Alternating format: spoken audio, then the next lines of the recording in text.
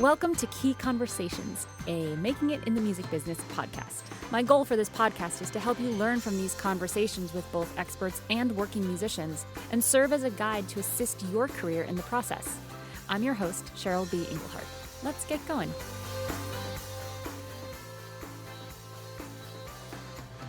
All right, welcome to today's musician edition of Key Conversations. We are here with Avi Blum. I'm so excited to have him here. He's a composer, songwriter, and guitarist. So thanks for being here.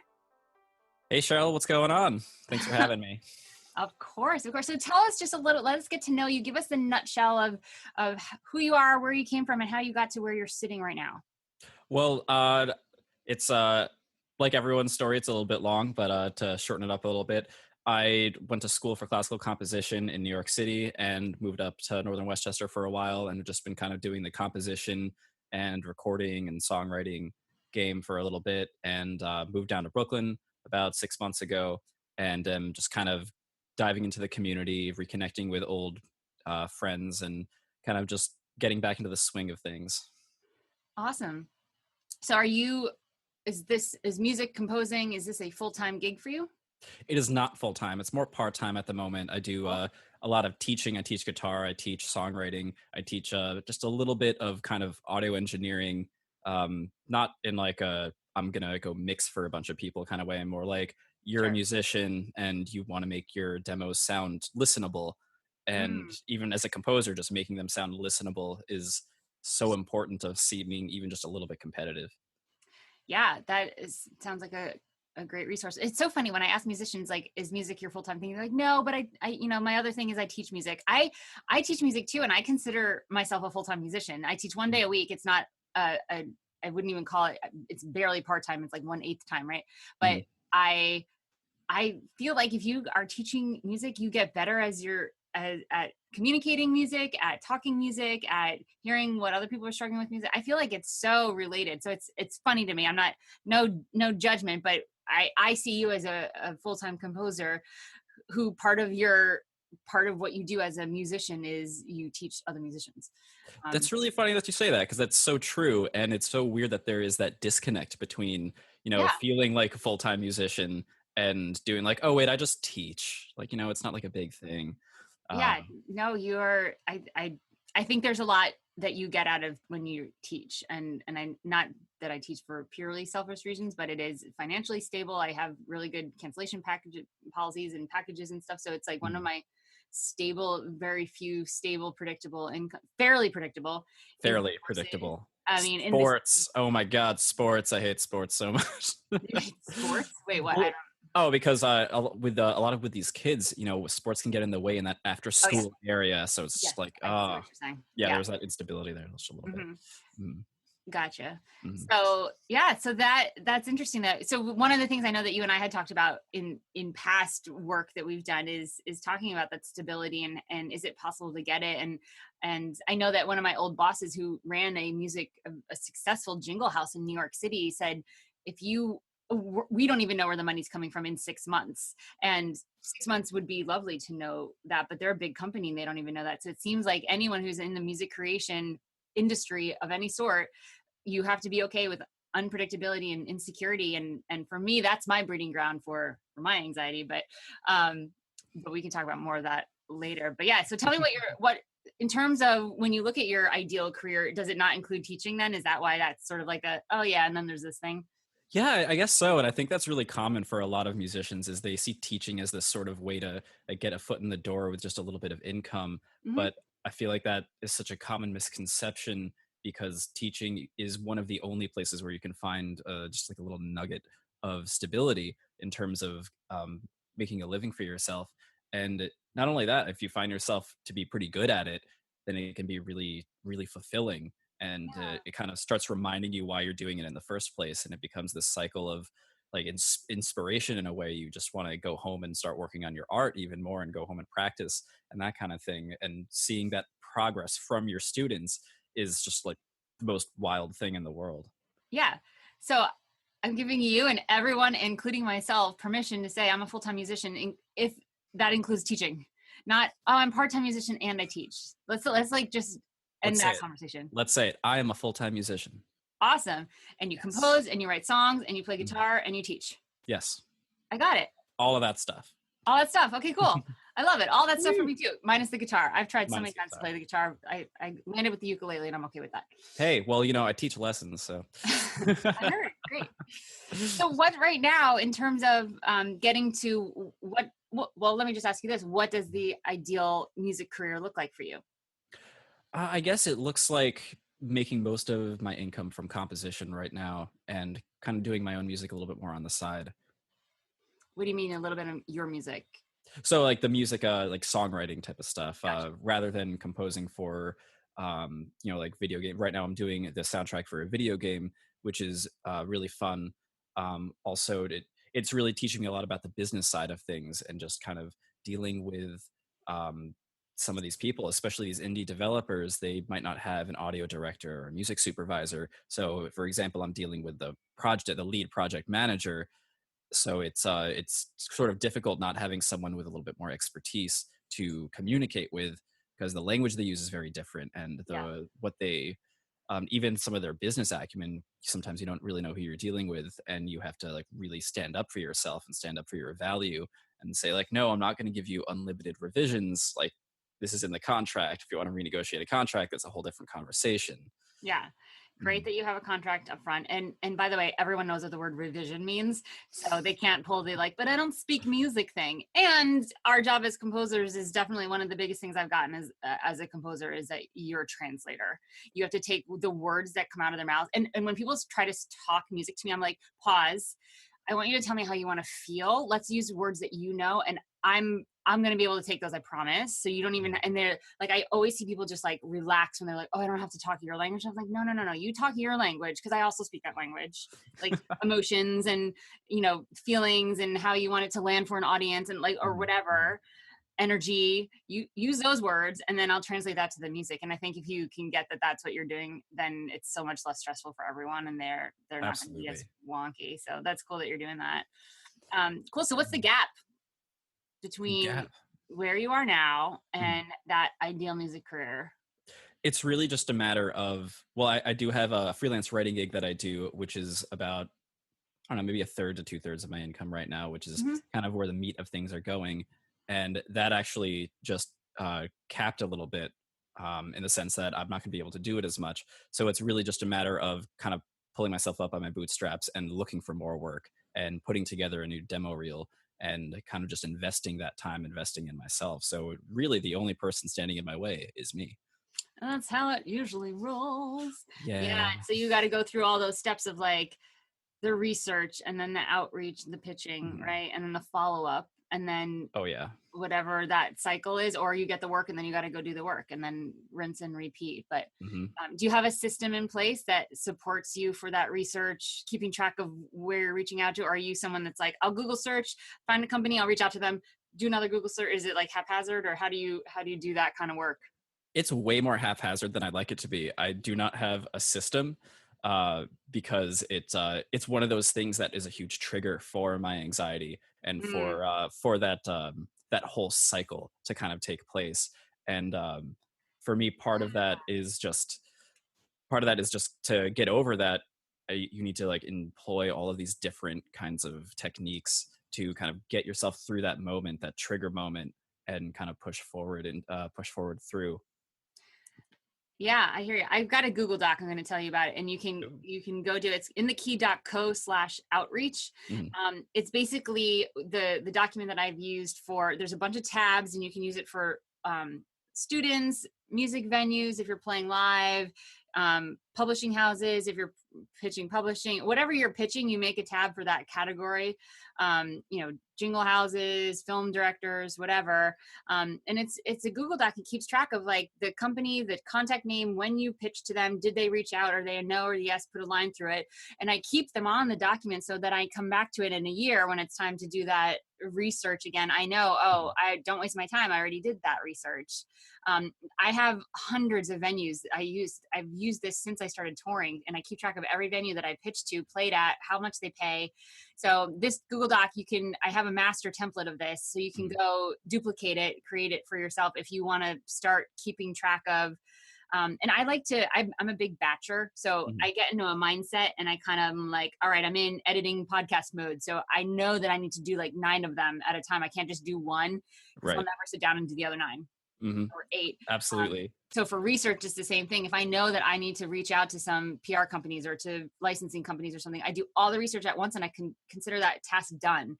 That's And then awesome. I look at the pitching as Mhm. something else. And that's taken away. And then I sit down and write a bunch of those emails and I make sure they're personalized. And then I, and then I'm just in like pitching mode and it Mhm. feels so much better than like find the company, pitch the company. Wait, when do I follow up? Do I follow up a week later? Like, by the way, you guys, perfect pitch in the key.co/perfect pitch. If you have not done that course, you will thank me later. I've Um, taken that course and it is fantastic. yeah, so you know how to Seriously. pitch, but Yeah. I feel like if that overwhelming anxiety comes, it's from the haphazard, like getting to the pitch, right? Yeah, no, it's so true because so much of the time when you actually take the action to jump in to start doing it, that anxiety goes away because you are in a weird, you're outsmarting it, is the way I like to think about it. You're totally, because you're taking away the locus of control from the anxiety itself to what the anxiety is being anxious about. Yeah, let's talk about that. So we got the world of you. I love that. And I know that you're super open about this, as am I, about, working with and handling and struggling with anxiety. So let's get into it looks like a lot of different things for different people. That's What is absolutely that? true. Yeah, what does it look like for you? Because right now you're talking about that it looks a certain way when it comes to this pitching process. So what does it look like for you? How does it stop you? And yeah, let's talk about it and then I'll share mine. You share For mine. me, it's like, oh, I remember in your article, you kind of really hit the nail on the head in the sense that it wants you to feel safe and secure. And Mm. the idea of even, getting a new gig or, changing your life in any little certain way, that can feel like things are moving out of control. So that's a big trigger for my anxiety.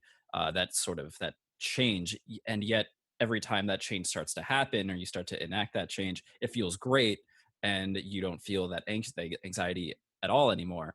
Um, for me, it really stops me when I have to, where it's anticipatory in the sense Mhm. where I'm just about to take an action, or even if I'm traveling somewhere, I'm just about to travel. Yet as soon as I get to the gate, as soon as I get on the plane, as soon as I go and start that task, I feel fantastic that it goes away, and there's nothing really stopping me because I'm already in the midst of that action. I'm already taking the step, and once Yeah, you're there, there's no turning back. right. So when you say you start to get anxious, or are you is it what does it look like? What does it feel like? Do you have panic attacks or anxiety attacks, or is it a more constant feeling across longer periods of time? What does it look like for you actually? It's kind of a mix between this just higher generalized anxiety where my mind is just constantly going, and I have to sort of use little techniques and mantras and a lot of physical activity to sort of quiet it down to Mm, just a more manageable baseline level. Um, it also takes the form of social anxiety. So I have the tendency to kind of isolate myself and not want to network as much, not want to dive into even my group of friends who I've known for, I don't know, like 20 years at this point. And it's one of those things that really gets in your head. For me, it's very cerebral. I don't have a lot of physical symptoms, but it's something that will just cause me to sit in my room and not leave it at all, and not even do work. Even if I'm doing work, sometimes it'll just kind of make me stop in its tracks, and I feel like a deer in headlights a lot. That's kind of the main feeling for me. yeah, yeah. Anxiety kind of takes you out of the game. It's funny that that's the point, right? The whole safety thing. So Mhm. for me, there's and I have written an article on how I have like 10 lines of defense. So that article is at inthekey.co/anxiety. I'll put all these links in the show notes. But for me, it's really physical. I start to feel it like behind my sternum, and it starts to feel like I just ran, and I'm like, I know I haven't just run. It's very unlikely that I just went from a run, and it starts to feel like my heart rate's going up and it feels like sweats. And then it's usually only at nighttime when it's dark for me, Hmm. which is interesting. And I've learned over the years what that looks like. And I mean, I can speak yesterday I felt one coming on, and I stopped it, and I had one for the first time when it was dusk. So it wasn't quite dark. I was in New York City last Monday for a friend's, she was producing a theater production, and they were doing like just the music from the show. And it was in a small room, maybe 20 people in the audience, and the cast was 15 people sitting with music stands. And at the end, everyone was stood up and was networking. And I'm fine with networking events. I get a lot of energy from people, and then I handle the drain later. I'm in, the extrovert kind of talky person that I am, but I immediately went to the bathroom, and then my number one thing that happens for me is I dry heave, and like my body empties out. I never have that sort of like throw up or anything, but my body I'm going to the bathroom all the time, and it's very physical for me. And I was like, what is going on? I'm with one of my best friends. I'm in this, and I realized one of the things I'm doing right now is I'm writing a musical. And what is one of the things I'm going to have to do is something like this, a workshop with the music. And I think that was the anxiety, being like, this is a risky thing that you're doing. Like, this is what it's going to end up having to look like. And I think it was just like, you should, and my brain was saying, I should probably I don't want to even write a musical. I'm just so miserable here. Like, I must hate theater. As like, oh my God, I could make so many theater jokes right now about how I'm such a ham about theater. And it's so ridiculous, right? I had to get on a bus to come home, and I'm like, I don't know if I can. And of course I'm walking outside. I talked to my husband, and it goes away, but it was very intense. But I had to go through, okay, what can I do while I'm in the streets of New York City? And I'm looking at my list of 10 things from that article, and I'm like, I can listen to meditations. I can do the deep breathing. I can, all of that stuff. So that's what it looks like for me. For me, it's not general anxiety, which I know, I think it's about, it shows up more times than not throughout a month for you. So you have more days where you're anxious than not. I actually have been keeping track. So for those of you that are watching the video, I have this little thing. So there's color-coded calendar where I've been keeping track of different events that happen in my life. And I'm a girl, so I keep track of my period. Is it hormonal? Like, when does it happen? And if you look at the black dots, it's only like once or twice a month for me. And I say only. Awesome. It still feels a lot. So, and then all the green was the days that I'm like psyched and like feel happy.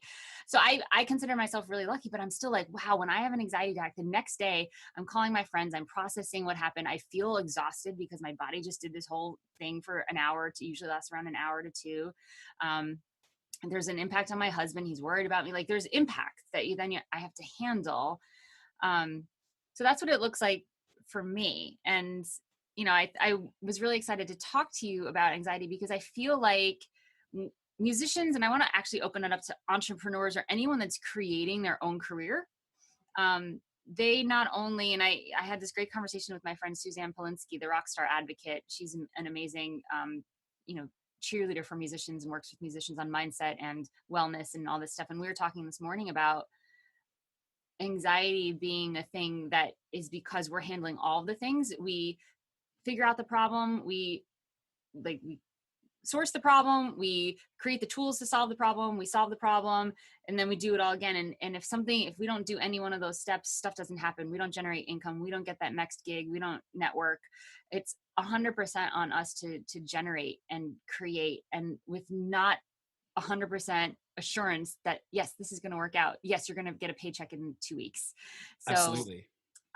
So yeah, that's why I was really excited to talk to you about it and share both of our experiences. Normally I'm just talking about you, but this one, I wanted, because we're both musicians and we both struggle with anxiety, I wanted to give two different sides of, two different experiences of what it looks like and how we handle it and why it comes up and starts to, I feel like the more I understand it, the more compassion I can have for the anxiety and what I'm doing. I think I came very quickly to the conclusion that at the theater, it was like a shutdown mechanism because to keep me safe, playing safe.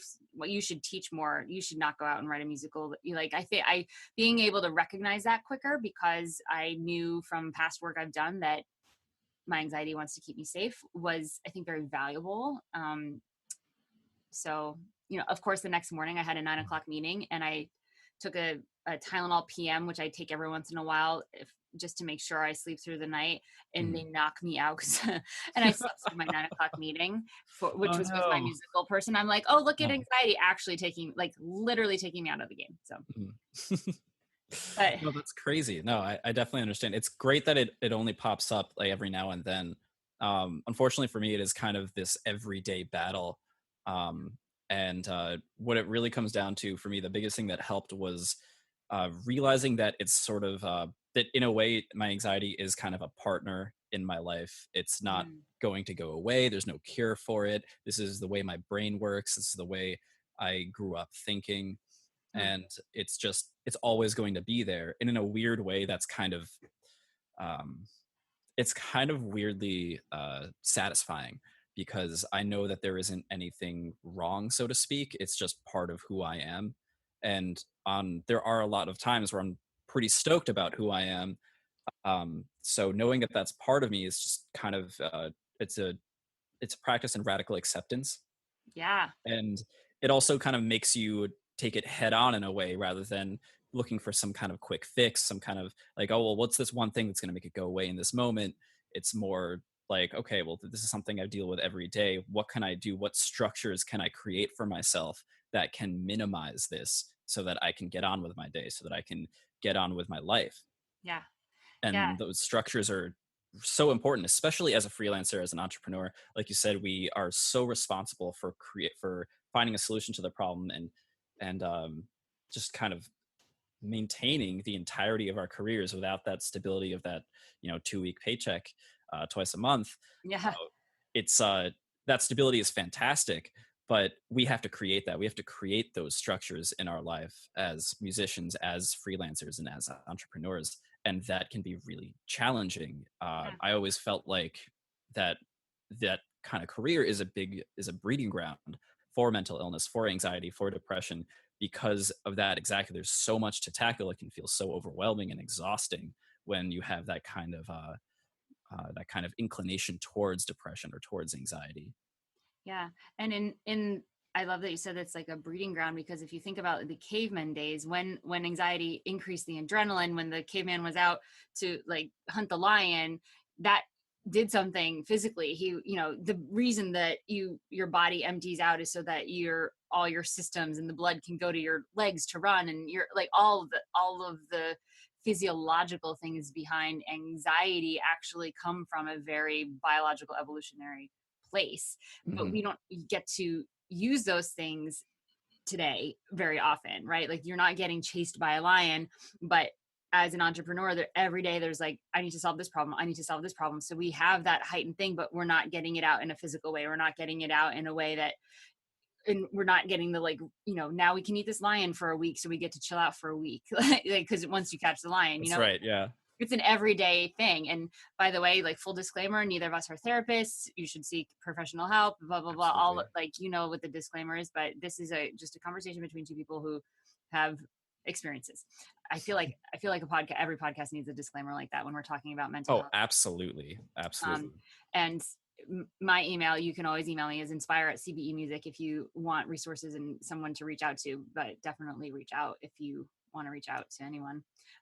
Or if you are struggling, I'm definitely open to this. I'm an open book about my experiences, and you're definitely not alone. I think that's the biggest takeaway. If you are a musician of any type, a creator, an entrepreneur, someone who, even if you have a full-time job, you have that stability, but you want the life of a freelancer musician or whatever it is, and no matter who you are, like you're not alone. And even if our circumstances are different, I every day I hear responses to that article about, oh my gosh, that one really helped me, or I did that one too, or I love Simple Habit, which is the app I use for meditation, which has totally transforms my Mm, day on a day-to-day basis. absolutely. And I'll put a link to that in the show notes too, because it's awesome. So just being able to like connect with yourself and understand yourself and your anxiety, but also know that you're connected to so many other people who are in the same boat, even if the boat looks different from the outside. So That's so I, true. I also love what you said. What was the thing you said? Radical acceptance. It's sort of loving yourself, accepting the things, 100%, like 100% of what you love about yourself and 100% of what you don't love about yourself. Just accepting that. Like, I don't love that I get anxiety attacks and I wonder, is tonight going to be chill or is it going to be, in the bathroom? Like, I don't like getting anxious about my anxiety. That's another thing, that I used to do that a lot Mm, more and I now know that I will live, even though in the moment, there's this like despair of nothing's working. Why am I even bothering? Like they're like depression thoughts, even though I know it's an anxiety attack. So it's Mhm. very, it's a Well, weird thing. anxiety and depression tend to come hand in hand a lot of the time. Anxiety can cause depression, and depression can cause anxiety, and it can Mm, be this kind of vicious cycle that you can find yourself in without having these ways to manage it. Um, mm-hmm, I know we spoke already about mantras. Mantras help an amazing amount. Just mm, having that mantra, that especially a personal mantra that makes sense for you, that is something that you're struggling with, can be so transformative. Just being able to say something to yourself over and over again. I remember the first time I found a mantra. But the big one that made me like have a huge emotional release was "There's nothing wrong with you," mm, and I said that for maybe 5 minutes straight, and I just started breaking down. And it was mm. it was such a release. It was fantastic. Oh my God, it's so It beautiful. was I'm like like my tearing first, up over here. Just, it's so simple mhm. and Yeah, so just like perfect. one phrase can do so much. It Mm, really I can. love that. It's There's nothing incredible. wrong with you. There's nothing wrong with you. It's, No. this is just what it is. And you, I keep, you know, I keep reminding myself, like, I could go get a day job. I'm choosing this lifestyle. And I know that the circumstances of the lifestyle contribute to the anxiety. I remember back my earliest anxiety attack, I was 13. I was babysitting. It was at night. And I remember having like, I thought I was having a heart attack. It's not new for me. And it didn't happen often, but I can remember specific times where I didn't know what it was. But now I know. I'm like, I think that was just an anxiety attack. And I don't remember what was going on for me. What For me, it shows up when there's a large uncertainty thing in front of me, or there's a decision to make, or I Mm. think there's a decision to make. So if my husband and I get in some spat or something, I immediately go to, oh my God, should I leave? Which is ridiculous Right. because we're great and have done a ton of work to be great. And we know that this is a journey, and he has his own business too. We get each other's lifestyle. But my default mode is kick into, let's fix it. What can I do? Should I leave? And then when I'm in decision making mode, I get a ton of anxiety around a big decision like that. And I'm like, this is dumb. The anxiety around a decision that I know I don't need to make because I've already chosen to be here. Like, Absolutely. every day I choose this. And so when I think there's a lot of power in choosing, waking up and being like, I'm choosing this freelance career, or I'm choosing this entrepreneur lifestyle. And when you're the one in control and feeling powerful, and like, I'm even in the middle of an anxiety attack, I mean, I think that might be the next thing I try out, is saying, I'm choosing this. This anxiety means that I'm in something that's risky and exciting. And if anyone knows my story, I get bored easily. I used to scuba dive for the government and I got bored doing that. Mm. Like, this is exciting and fun and amazing and fulfilling and collaborative and all this stuff. So in the middle of an anxiety Absolutely. attack, if I was able to say, I choose this is what comes with it, I think that would be really powerful. So I might take that on. uh, well, I'll add that Absolutely. No, mantras change over time. Once one mantra mantras. starts to work, I you know, love. Yeah. it, Do you have any other mantras that you would want to share with people that have really made a difference for you? um yeah, actually, one of the mantras that have been very, very helpful in the last couple of months or so is "I am worthy." Mm, Just that's reminding yourself that you are worth it. You're worth investing into. You're worth, if people choose to spend time with you or choose to collaborate with you, like, you are worthy of that choice. You are worthy of being, or I am worthy of being part of that. Because so much of anxiety and depression, when they come hand in hand, it can be so very isolating, and you just want to be alone in your bed crying for the whole day. And some days what it comes down to is, hey, I got out of bed today and I got to work. And that can be the biggest victory. Than someone that can just be the biggest victory. It doesn't need any comparison, because on those days it is the biggest victory. Other days I'll go out and go for a run, or I'll do yoga, or I'll meditate, and those are amazing. Those tools are really powerful in managing it, but that doesn't mean that there aren't going to be those days where it's just deer in headlights trying to face off the car that is my anxiety, because it does run you over sometimes. Yeah. Oh, the car that is your anxiety. Yeah.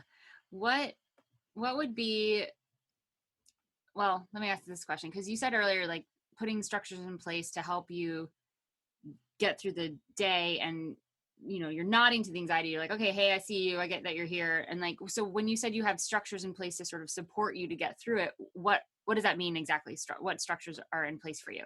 So like for everyone else, or I guess for people who have that stable day job, they get up at a specific time. 5 days a week, they get up at the same time. They have the same breakfast, or they have breakfast around the same time. They go commute at the same time. They have this routine that creates this stability and structure, not even in a financial sense, in Hmm. a day-to-day activity sense, that they Routine. can, in a routine. Yeah. And Yeah. you take whether it's, you're aware of it or not, you take solace and comfort in that routine. The boring stuff really tends to be the biggest things that allow you to feel comfortable and feel safe. When you don't have that job to go to, you have to create that routine for yourself. You have to choose to either get up and go for a run, get up and exercise, eat breakfast, start your day. You have to create that structure for yourself, which is one of the hardest things to do.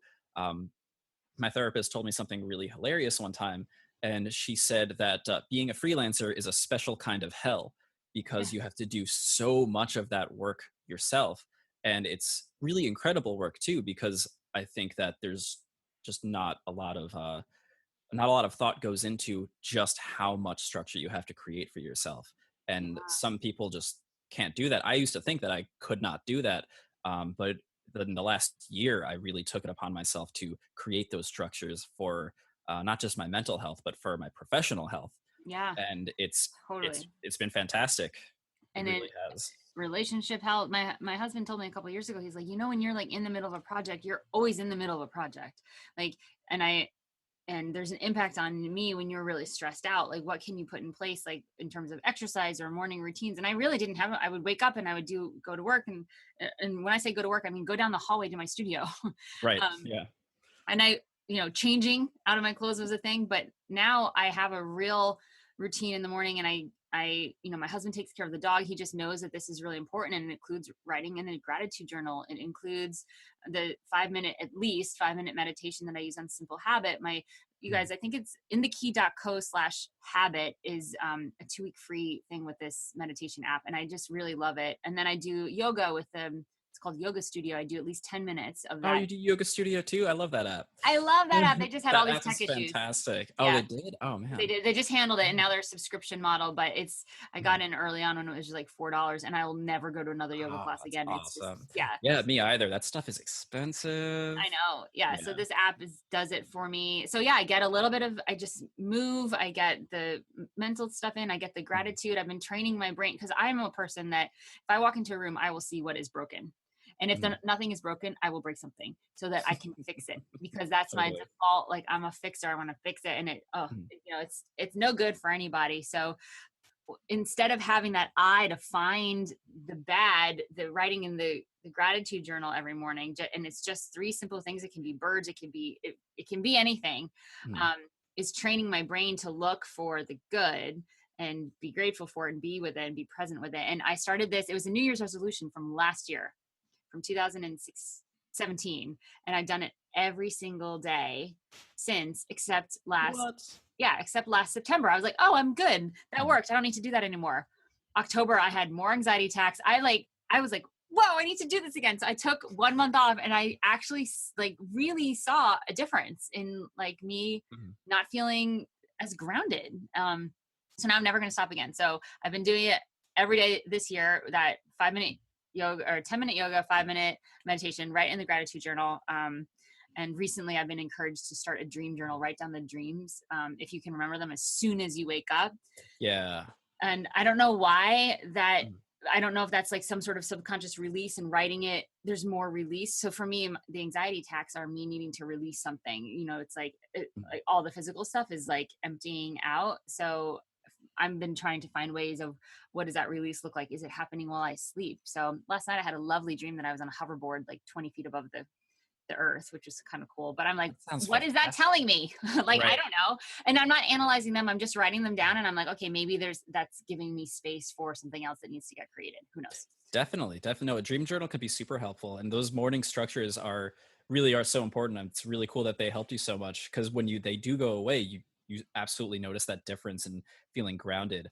I actually keep a dream journal as well, Oh, which cool. is really fun. And because my dreams tend to be really weird and Aren't kind they of all like, though? Aren't every yeah, true. I don't, I guess what I mean when I say weird, I mean like kind of dark. But it's kind of been working for me lately because me and a good buddy of mine are starting a podcast. It's kind of just like short original stories that he's doing most of the writing. I'm doing the production, recording, and all that stuff. Because I really like being part of a collaborative creative team. And we've been trying to find a way to collaborate for years now. And we're just like, this is perfect. Let's do this. And so they're kind of we're doing like a sort of Twilight Zone kind of short, dark, tragic stories. And all of my dreams tend to be in that kind of weird place anyway, for whatever reason. So we have this huge doc on our like shared podcast folder, and I just have been typing up these descriptions of my dreams. And he's been like, dude, why are these so wild? Where are these coming from? I don't know, man. I'm just dreaming. Like last night I was at a haunted house, and there was some kind of ghost that was like haunting me, and I had to stand up to it. And finally, by the end of the dream, this other ghost came in that was just kind of hiding around doing its own thing the entire time, came up, and I didn't even flinch at it. And I was like, what are you going to do? Like, I'm here. I'm alive. You're not alive.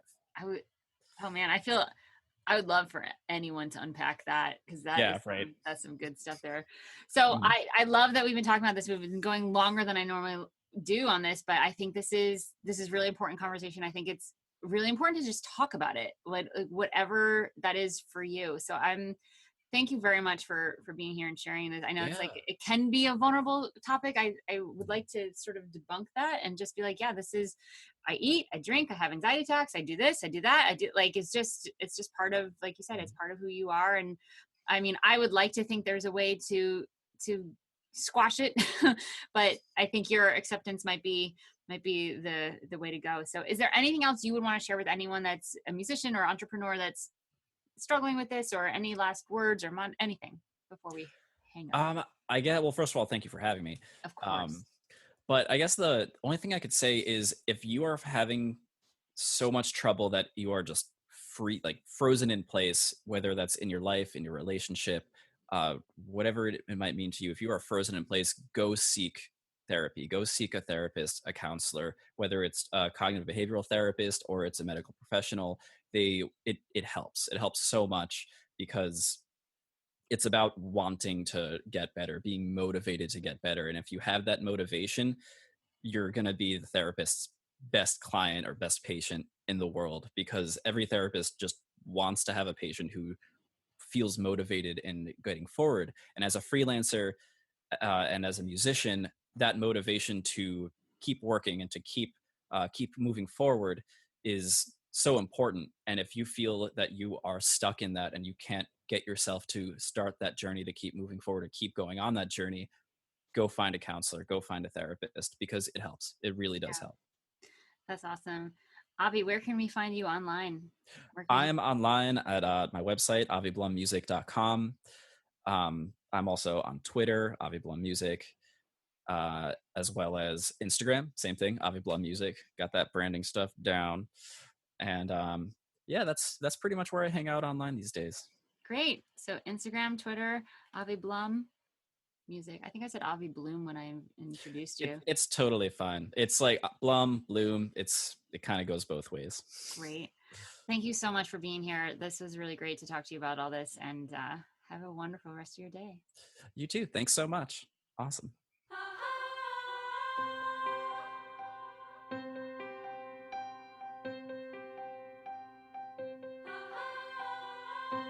Please don't forget to rate, like, and subscribe on iTunes, Stitcher Radio, and YouTube if you like this podcast. Musicians like you keep me inspired and motivated, and for doing that, I'm offering you a free 6-page guide to pitching. This guide will unlock the keys to priming your pitch, where you can get started getting a yes when you pitch anything to anyone. Grab it at inthekey.co/prime. Thank you for listening, and I'll see you next time on Key Conversations. The theme song on this podcast was provided by yours truly. If you're interested to find out more about my composing and songwriting projects, go to inthekey.co/Cheryl. If you're a musician looking to get some real results for your music career, then head to inthekey.co/results, where I've created a bunch of different kinds of resources just for you. Key Conversations is sponsored in part by Bandzoogle. They make it easy to build a beautiful website for your music. Their step-by-step system gets you online in minutes, and you can choose from hundreds of mobile-friendly themes and customize them with their point-and-click editor. All of the features you can imagine for a possible website are built in. So, because you're a Key Conversations podcast listener, you get a special month free trial plus 15% off if you do decide to sign up, just for you. Go to inthekey.co/makeasite to get the offer. Pretty sure that you're the missing part.